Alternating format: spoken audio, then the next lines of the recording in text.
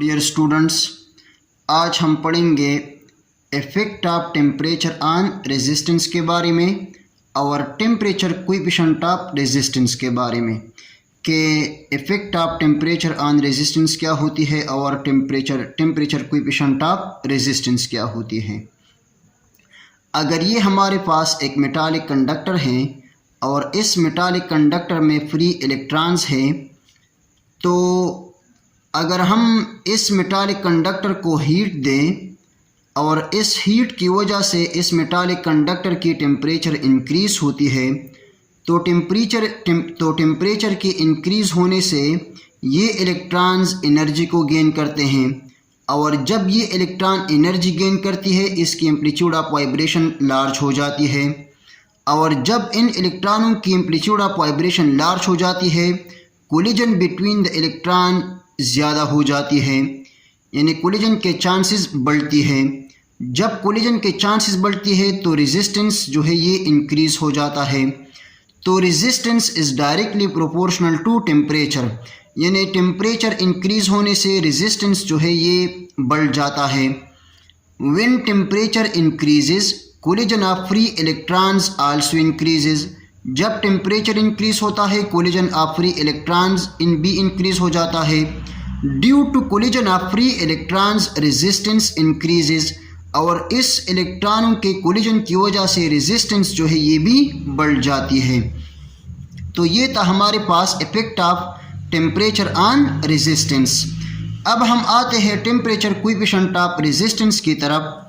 अगर ये हमारे पास एक मेटालिक कंडक्टर है और इस मेटालिक कंडक्टर को ये मेटालिक कंडक्टर की इनिशियल टेम्परेचर हमारे पास T0 है और इसका इनिशियल रेजिस्टेंस R0 है। अब अगर हम इस मेटालिक कंडक्टर को हीट दें और ये हीट की इंक्रीज़ करने से अगर इस मेटालिक कंडक्टर का टेम्परेचर इंक्रीज़ हो जाता है, so when temperature increases from T0 to T, resistance also increases from R0 to RT।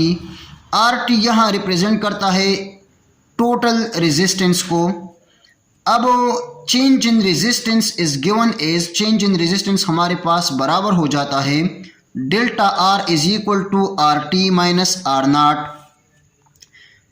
अब ये एक्सपेरिमेंटली दिखाया गया है कि चेंज इन रेजिस्टेंस जो है ये डायरेक्ट प्रोपोर्शनल होता है ओरिजिनल रेजिस्टेंस को।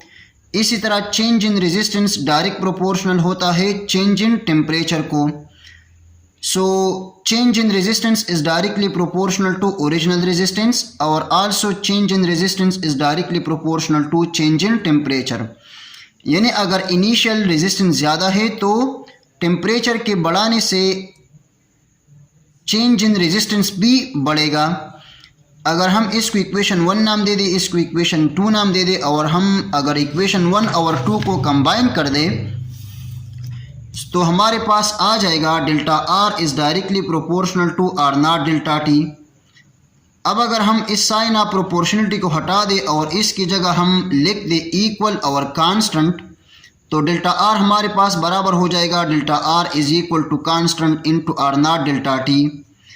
कांस्टेंट की जगह यहाँ पर हमने लिख दी अल्फ़ा, यानी डेल्टा R हमारे पास आ जाएगा delta R is equal to alpha R0 delta T। Alpha यहाँ पर कांस्टेंट ऑफ प्रोपोर्शनलिटी है और इसको हमने नाम दिया हुआ है टेम्परेचर कोएफिशिएंट ऑफ रेजिस्टेंस का, यानी अल्फ़ा को हम कहते हैं temperature coefficient of resistance. So delta R is equal to alpha R0 delta T। अब अगर हम अल्फ़ा को मालूम करना चाहें तो इस इक्वेशन को हम बोथ साइड में डिवाइड करते हैं R0 डेल्टा T से। सो अल्फ़ा हमारे पास आ जाएगा alpha is equal to delta R divided by R0 delta T। अब हम अल्फ़ा को डिफ़ाइन करते हैं कि टेम्परेचर कोएफिशिएंट ऑफ रेजिस्टेंस को किस तरह डिफ़ाइन करते हैं। सो change in resistance per unit original resistance पर kelvin rise in temperature is called temperature coefficient of resistance. Delta R हमारे पास चेंज इन रेजिस्टेंस है, R0 हमारे पास ओरिजिनल रेजिस्टेंस है और डेल्टा T हमारे पास पर केल्विन राइज इन टेम्परेचर को रिप्रेजेंट करता है। So change in resistance per unit original resistance per Kelvin rise in temperature is called temperature coefficient of resistance. अब हम आते हैं टेम्परेचर कोएफिशिएंट ऑफ रेजिस्टेंस की यूनिट की तरफ। तो रेजिस्टेंस की यूनिट ओहम, डिवीजन में रेजिस्टेंस की यूनिट ओहम, सो ओहम ओहम के साथ कैंसिल हो जाएगा।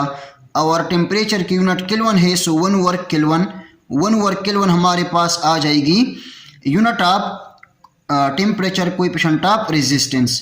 1 वर्ग केल्विन को हम पर केल्विन भी लिख सकते हैं, यानी K-1। सो एक्चुअली पर kelvin is the unit of temperature coefficient of resistance. Temperature coefficient of resistance की वैल्यू पॉजिटिव होती है for metals, positive for metals होती है और नेगेटिव फॉर सेमीकंडक्टर्स होती है। यानी मेटल्स की रेजिस्टेंस जो है ये इंक्रीज होती है टेम्परेचर के बढ़ाने से। सो अल्फा की वैल्यू पॉजिटिव होगी फॉर मेटल्स। चूंकि सेमीकंडक्टर्स में रेजिस्टेंस जो है ये डिक्रीज होती है टेम्परेचर के बढ़ाने से, सो अल्फा की वैल्यू नेगेटिव होगी for semiconductors. Thank you very much and all the very best of luck.